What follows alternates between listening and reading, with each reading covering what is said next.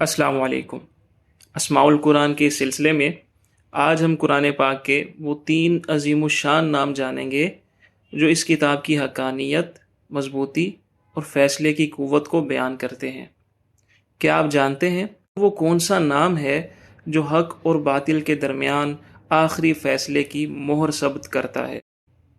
قیم، سیدھی، درست اور دوسروں کو سنبھالنے والی کتاب۔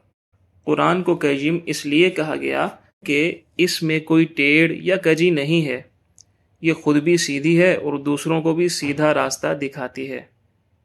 قیما لینذر بأسا شدیدا، کیا آپ قیم کا معنی پہلے بھی جانتے تھے؟ دوسرا نام قول فصل، 2 ٹوک فیصلہ کرنے والا کلام۔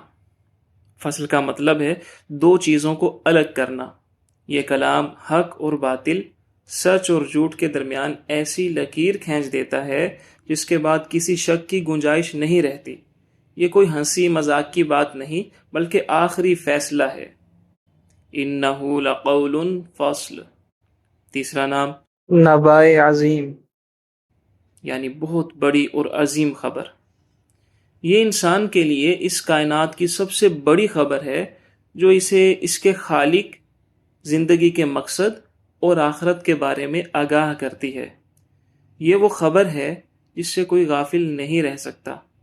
سبحان اللہ، قرآن کے ہر نام میں علم کا ایک سمندر چھپا ہے۔ آپ کو ان 3 ناموں میں سے کس نام کی وضاحت سب سے زیادہ اچھی لگی؟ کمنٹس میں ہمیں ضرور بتائیں۔ اس ویڈیو کو صدقہ جاریہ کی نیت سے شیئر کریں تاکہ دوسرے بھی قرآن کی عظمت سے واقف ہو سکیں۔ دعوت دین کے ساتھ جڑے رہیں۔ اللہ حافظ۔